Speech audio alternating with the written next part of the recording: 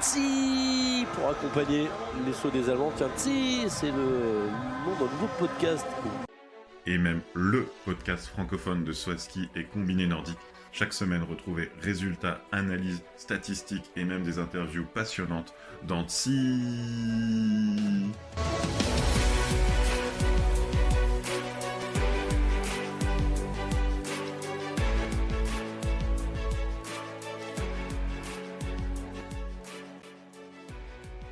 Bonjour à tous et bienvenue pour ce 31e épisode de Tsi, le podcast francophone de Swaski et de Combiné Nordique.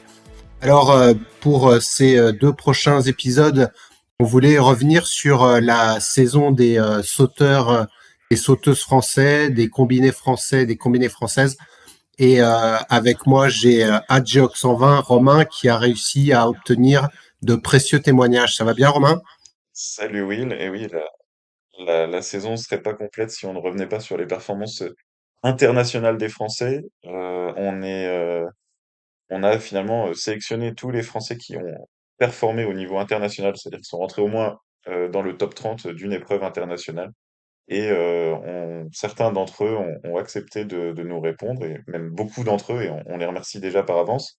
Et le format était le suivant. À chacun, on leur demandait le bilan de leur saison en quelques mots, hein. C'est pas des longues interventions, mais c'est déjà très enrichissant. Est-ce que c'était une saison à la hauteur de leurs attentes? Parce que nous, on peut juger des résultats dans un tableau, mais qu'est-ce que eux attendaient d'eux? Un top 30 en continental pour certains, c'est bien, et pour d'autres, c'est frustrant.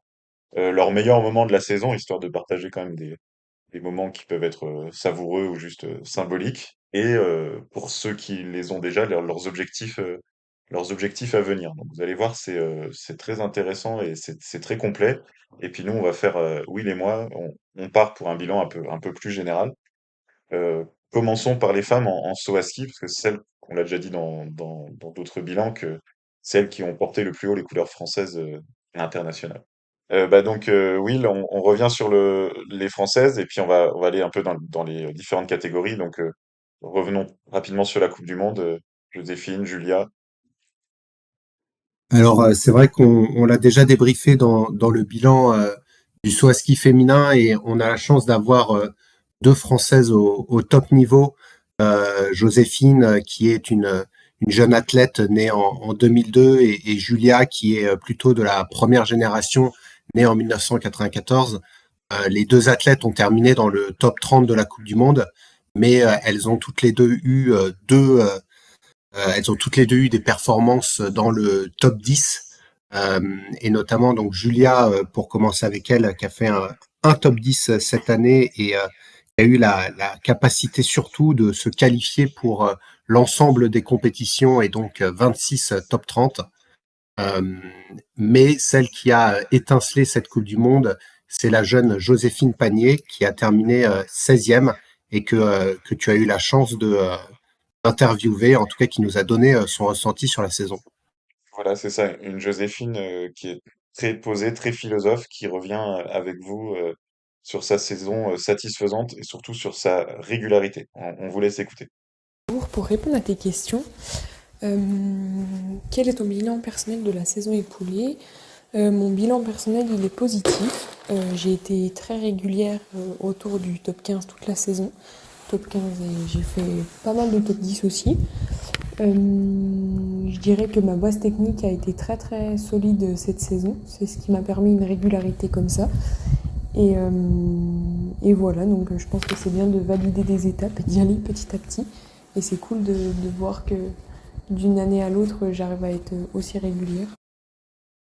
Alors, cette saison n'a pas été, je dois avouer, à la hauteur de mes attentes. J'avais des attentes de résultats un petit peu plus élevées, mais je sais pourquoi j'ai pas réussi à atteindre exactement mes attentes. Après, je m'étais fixé des objectifs réalisables et je les ai réalisés. Mais c'est vrai que mes attentes à moi, on en veut toujours un petit peu plus. Et voilà. Il y en a eu beaucoup de moments quand même qui m'ont plu cette saison, et heureusement. Mais je dirais pour en retenir un, c'est vrai qu'il y en a eu plusieurs, mais Vikersund, c'était quand même assez incroyable. l'ambiance et l'événement étaient assez fous. Je dirais que c'est une des choses qui m'a le plus marqué cette saison, et aussi peut-être aussi le Japon qui a été une expérience assez riche. Et après, il y en a eu plein d'autres aussi, les mondiaux, enfin, sur tous les événements, en fait, il y a des points positifs. Du coup, mon objectif de cette saison, c'est d'allier plutôt la performance avec mon bonheur personnel, et d'être bien mentalement et à l'aise dans ce que je fais.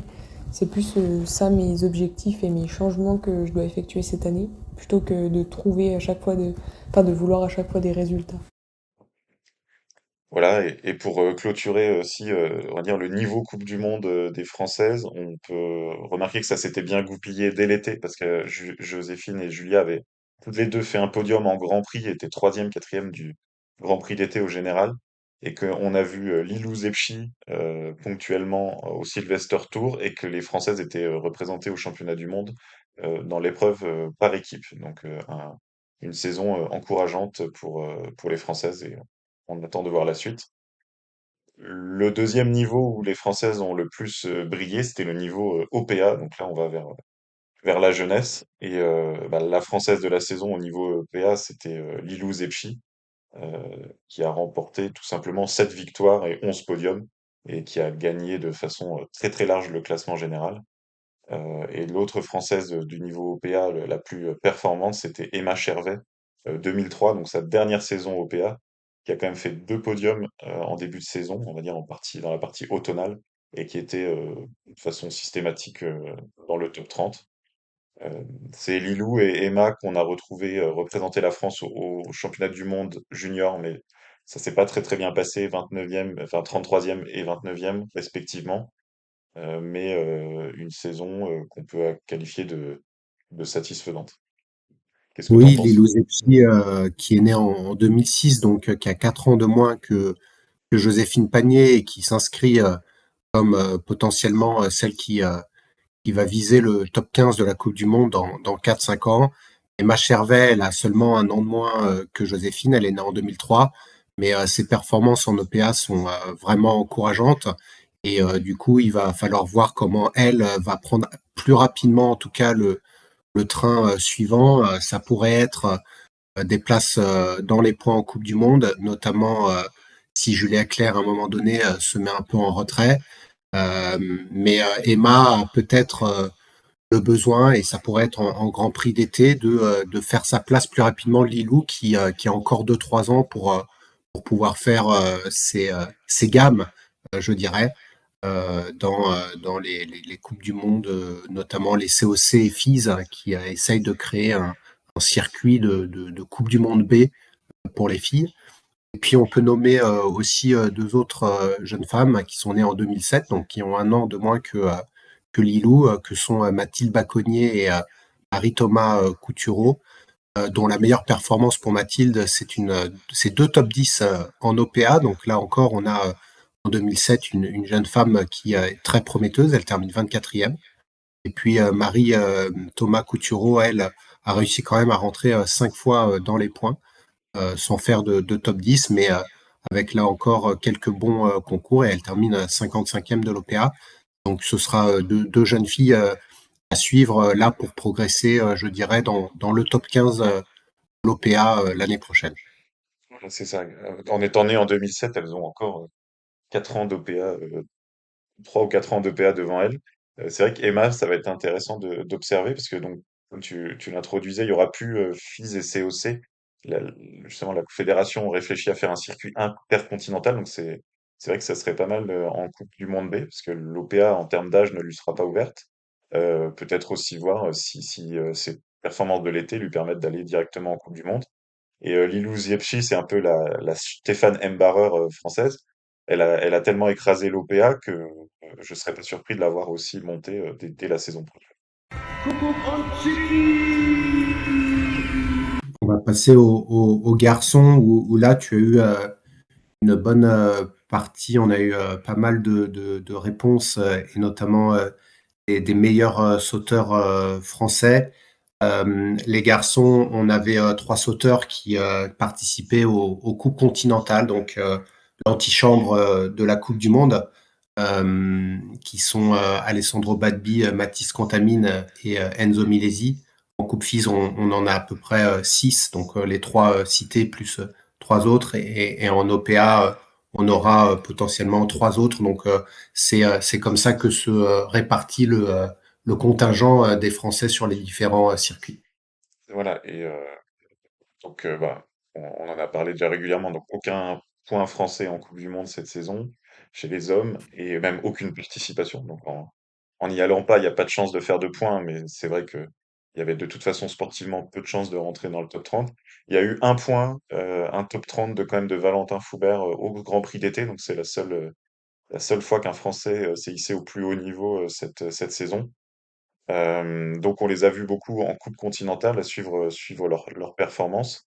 Et justement, le plus performant des Français au niveau Coupe continentale, mais aussi OPA grâce à son jeune âge, c'était Enzo Milesi. Enzo qui a eu la gentillesse de répondre à nos questions et qui nous décrit sa saison euh, plutôt réussie en OPA et puis sa découverte du haut niveau Coupe continentale, parce que c'est déjà le haut niveau. Eh bien, si je dois faire un bilan de ma saison cet hiver, je pense que dans la globalité, je suis vraiment très satisfait. C'est une saison qui est quand même à la hauteur de mes attentes. Après, comme je l'ai dit, je pense que ma seule vraie déception, ça reste les championnats du monde junior. Parce que c'était la compétition de mon année d'âge. C'était la compétition où je m'étais fixé pour objectif de réussir. Et c'est vrai que du coup, 15e, c'était un bon résultat. J'étais quand même content parce que voilà, c'est le résultat que j'ai fait et je pense qu'il faut quand même en être content. Mais malgré tout, je pensais pouvoir faire mieux, je sais que je pouvais faire mieux et voilà, donc je pense que c'est ma seule petite déception dans l'hiver quand même. Et voilà, parce que je m'étais préparé pour et c'était l'objectif. Et voilà, même si 15e c'est une bonne place, je pense que j'aurais pu faire mieux et même j'en suis sûr. Sinon, eh bien, ma saison d'hiver, elle est quand même, comme je l'ai dit, très satisfaisante parce que j'ai quand même réussi à mettre des points en continental à plusieurs reprises.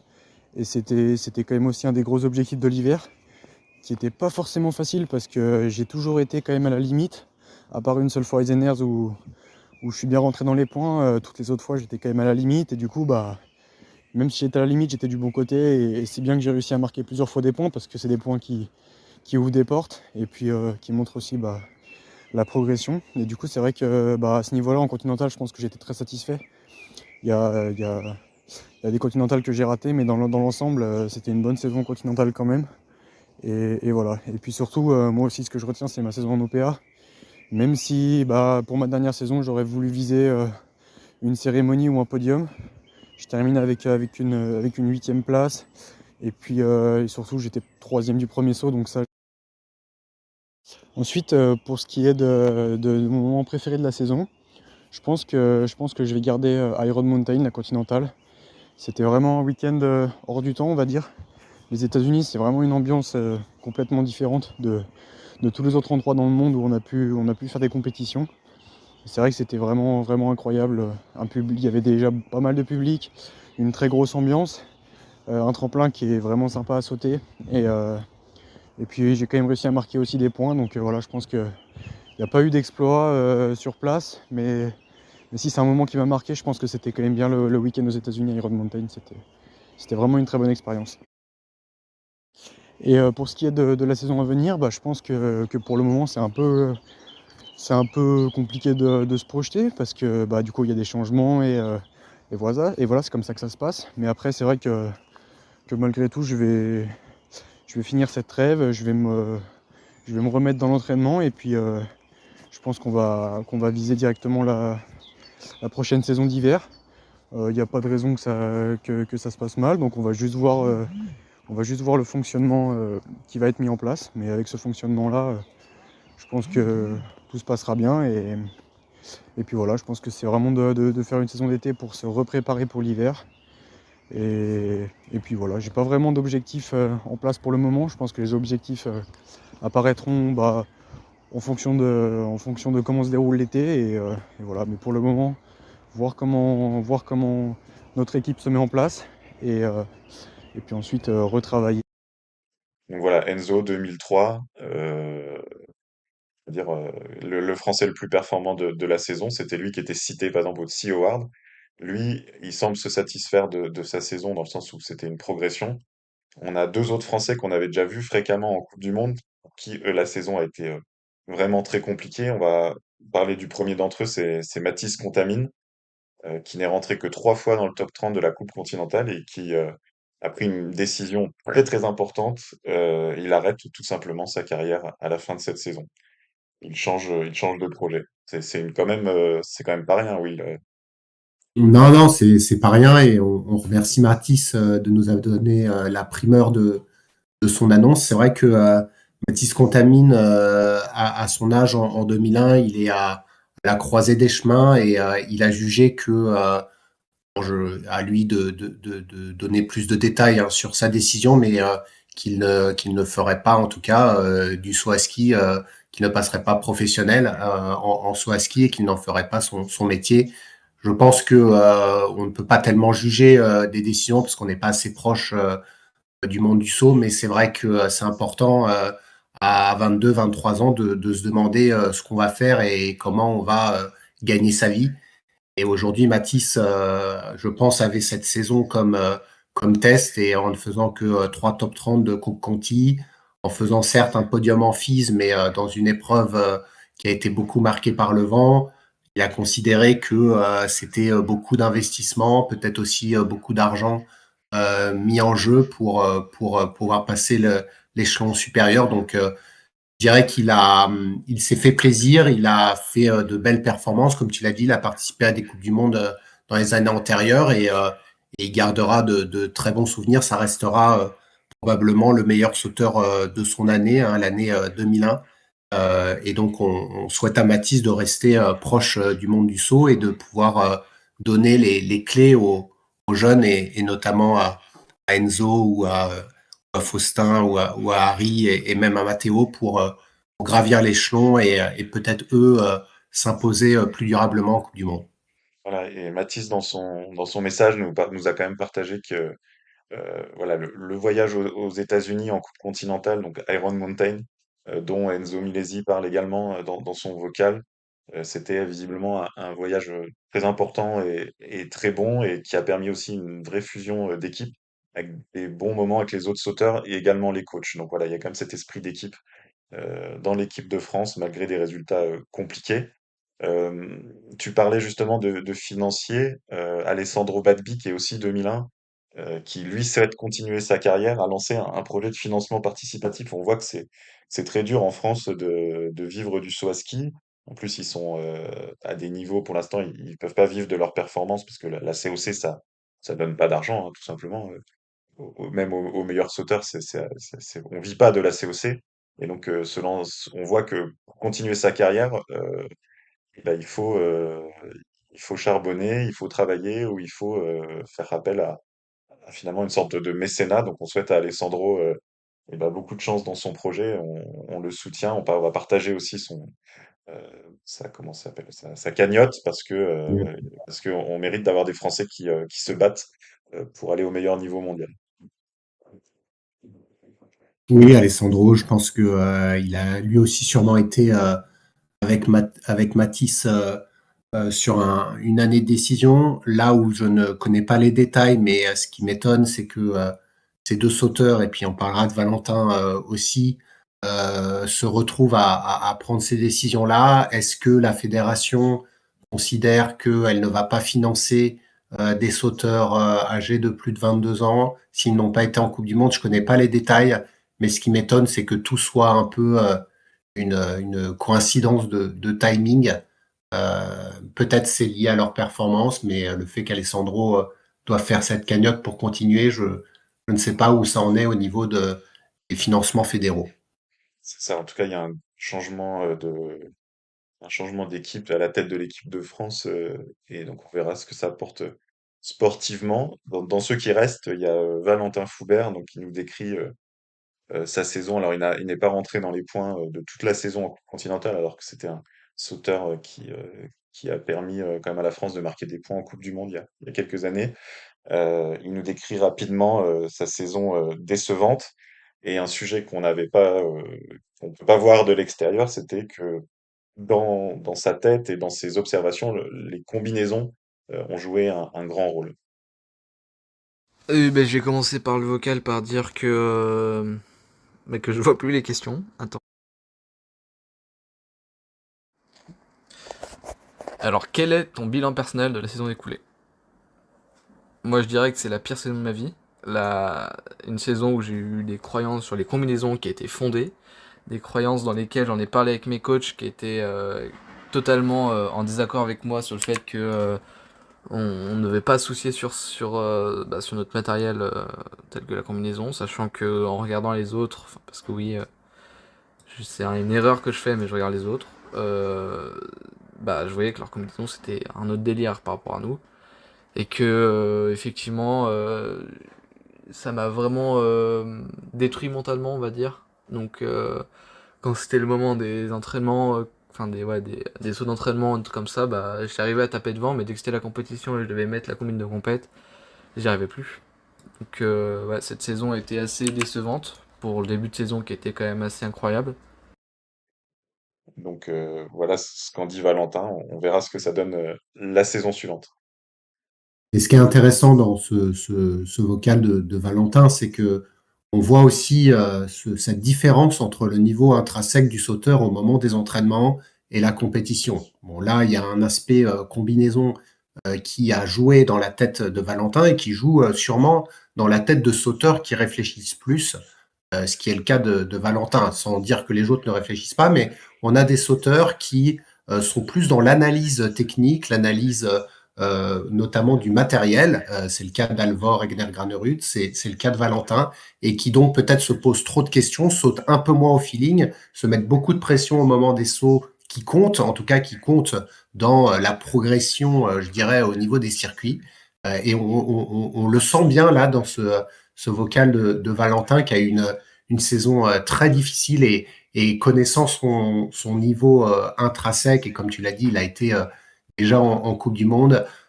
Valentin est typiquement quelqu'un qui, sûrement avec un déclic, peut arriver, lui, à rentrer très souvent dans les points en Coupe Conti. Donc, j'espère que cette histoire de combinaison va se régler et que lui va pouvoir retrouver du plaisir sur les tremplins.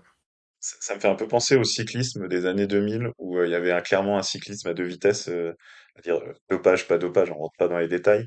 Et on va dire souvent c'était un peu les Français à qui on voyait très bien ceux qui partaient de la course en disant bah de toute manière j'ai aucune chance parce que moi je suis pas dopé et je vais me prendre une grosse rouste.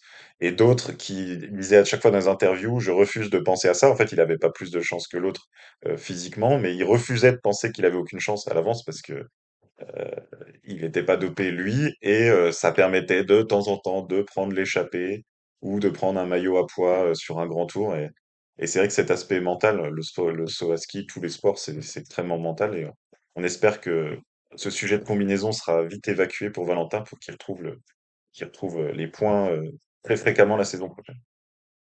Le sauteur suivant qui était souvent dans l'équipe de Coupe continentale mais qui avait encore l'âge d'être en OPA, c'est Jules Chervet. Il n'a pas réussi à rentrer dans les points en COC. Tu te rappelles de nos débriefs à chaque fois où il y avait des 32, 33e places là. C'est toujours assez frustrant. Mais il est rentré 6 fois quand même dans le top 10 de l'OPA. Donc un sauteur prometteur. Comme sa sœur Emma, il sortira du circuit OPA la saison prochaine. Donc à voir la suite de sa carrière. Dans les sauteurs français suivants, si on prend le classement de l'OPA, il y a Harry Répélin qui est rentré 2 fois dans le top 30 en fin de saison et qui nous a partagé son ressenti, on va dire, plutôt positif sur la fin de saison après un début difficile sur sa saison. Alors pour moi, mon bilan de la saison, il est plutôt mitigé. C'est-à-dire que j'ai eu un été très difficile. Enfin, vraiment, à part quelques pics, c'était très difficile, que ce soit en termes de plaisir au tremplin, en termes de performance. Enfin, généralement, tout est lié. C'était vraiment difficile.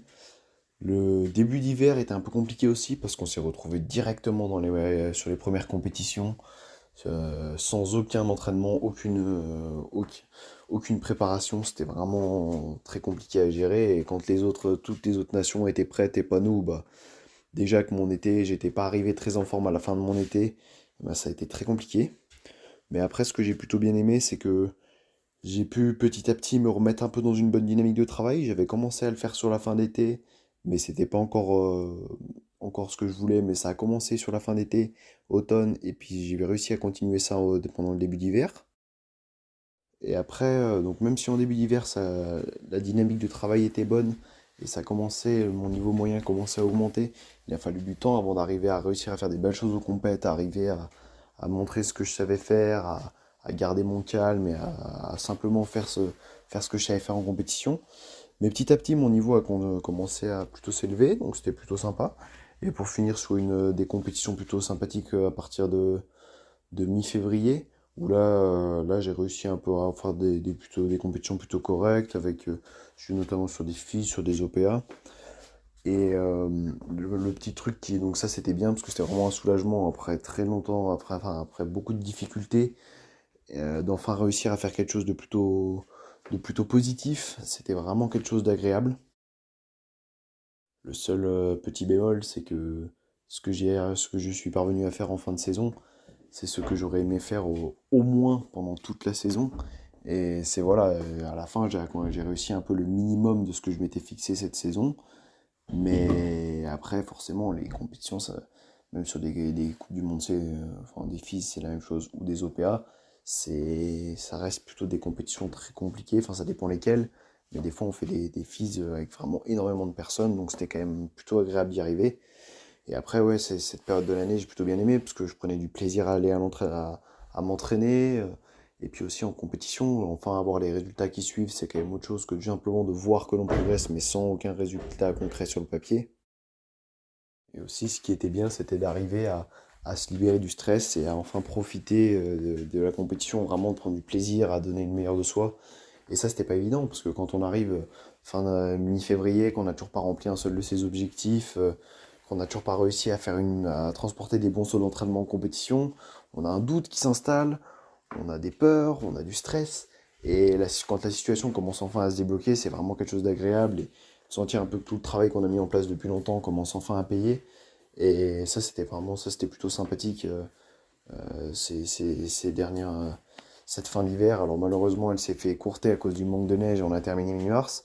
Et moi, c'est ce qui m'a déçu, parce que c'était le moment où j'étais le plus en forme, où semaine après semaine, je sautais de mieux en mieux, un peu comme si on me coupait l'herbe sur le pied avec le manque de neige, voilà. Mais d'un autre côté, voilà, j'ai au moins réussi à finir ma saison un minimum correctement, donc c'est déjà pas mal. On avait également, côté français, et qui sont rentrés dans les points en OPA, Julien Gay qui a fait un top 30.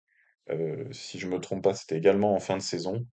Et Faustin Moureau qui est rentré aussi une fois dans les points. Donc là, on parle de sauteurs très jeunes, hein, Julien Gay 2004, Faustin Moreau 2005. Et le dernier Français qui a performé à l'échelon international cette saison, 2006, le plus jeune d'entre tous, c'est Matteo Vernier, qui s'est illustré au Festival européen de la jeunesse. Ça va être la dernière fois de la saison que je prononce ce Folge, où il a pris une 16e place. Et il nous décrit dans ses messages bah, justement cette bonne saison et toute l'expérience qu'il a pu engranger. Donc salut à tous, moi je m'appelle Mathéo Vernier et je fais du saut à ski. Donc moi ma saison elle s'est vraiment plutôt bien déroulée. J'ai participé à plusieurs compétitions internationales, notamment sur le circuit OPA. Et vraiment pour moi le but en allant sur ces compétitions c'était d'apprendre, d'engranger de l'expérience, de découvrir le niveau international. Et ça a vraiment été très positif pour moi. J'ai pris beaucoup d'expérience, j'ai découvert un peu le niveau et je pense que ça m'a été très bénéfique et ça va continuer à m'être bénéfique pour la suite. Donc c'était vraiment un bilan très très positif. Donc le bilan de la saison, il est même au-delà de mes attentes parce que donc j'allais avec pas vraiment d'objectifs fixés, toujours essayer de me dépasser, de donner le meilleur de moi-même. Bon, bien sûr, j'avais quand même un petit objectif, c'était de participer au Festival olympique de la jeunesse. donc objectif que j'ai atteint. Donc déjà ça c'est déjà une raison pour laquelle le bilan il est au-dessus de mes attentes parce que sur cette compétition j'ai obtenu une 16e place avec ouais en réussissant à me lâcher et à sauter à mon niveau, donc ça c'est vraiment top. Et également aussi parce que bah en OPA j'ai découvert pas mal de choses et j'ai réussi à obtenir une 31e place sur l'OPA de Cragne. Et voilà, ça m'a montré que j'étais capable et vraiment c'était vraiment vraiment génial. Je pense que mon meilleur moment de la saison, c'est le Festival olympique de la jeunesse parce que c'était vraiment une expérience incroyable. On a rencontré plein de gens, d'autres nations de partout. On a rigolé, on a joué à des jeux. Enfin, c'était vraiment une expérience incroyable.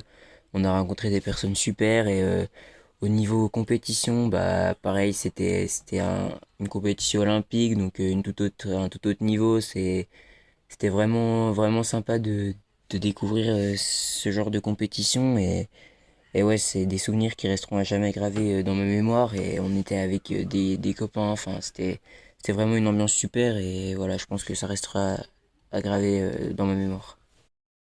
Donc mes objectifs pour la saison à venir, bah ça va être donc pour la saison été, bah toujours donner le meilleur de moi-même et essayer de progresser au maximum et pour arriver à l'hiver bien préparé et pour avoir l'objectif de participer aux Jeux Olympiques de la jeunesse qui vont se dérouler donc au début de l'année 2024.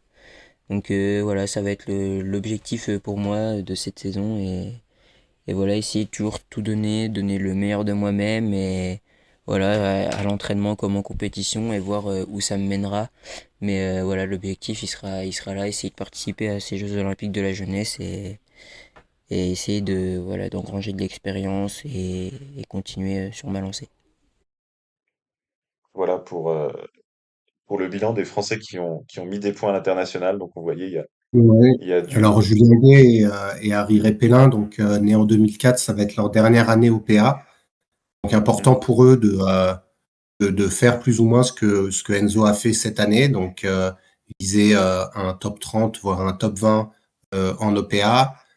Pour Faustin, on aura encore 2 années OPA. Donc là, on essaye de rentrer régulièrement dans les points. Et Matteo va rentrer sur le circuit, les 2006, hein, donc qui arrivent sur le circuit.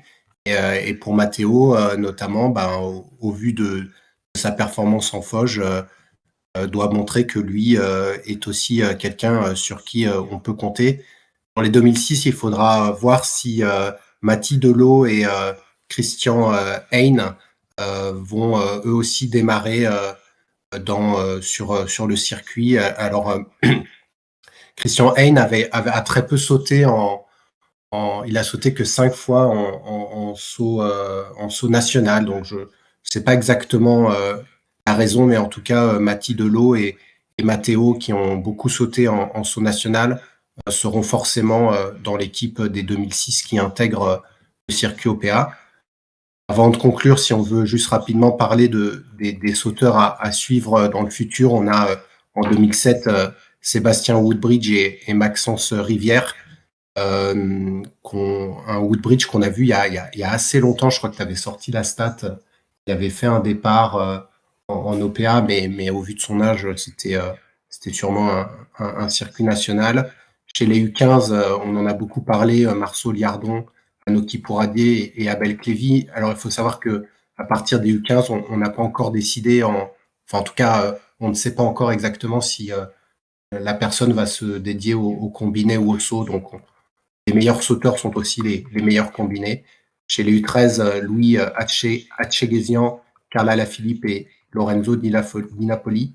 Chez les U11, Tyler Carroll, Louison Descombes-Sévois et Louan Invernizzi.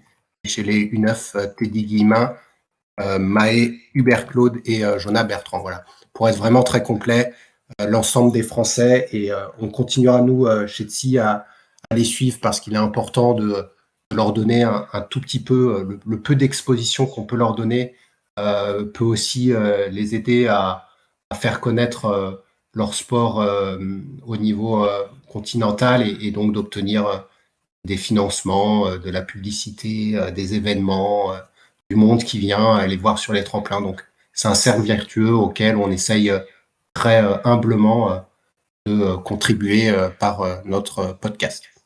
Voilà, et on remercie vraiment. C'était un plaisir de suivre tous ces sauteurs et sauteuses de cette saison et on les remercie encore pour leur disponibilité. Joséphine et Julia, j'avais eu l'occasion de parler avec elles à Interzaarten. Joséphine, elle nous a en plus envoyé des messages. Voilà, tous les Français qui étaient dans ce podcast que vous venez d'écouter et les autres qui, c'est pas qu'ils nous aiment pas, c'est juste qu'ils voilà, ils ont pas le temps, ils sont juste moins connectés que d'autres. Et vraiment, merci pour votre disponibilité. C'est un plaisir d'échanger. On essaye de parler de tout le monde et on a très envie de continuer. Voilà ce qu'on pouvait dire pour le saut à ski français de la saison 2022-2023. Clap de fin. Merci. Bye bye.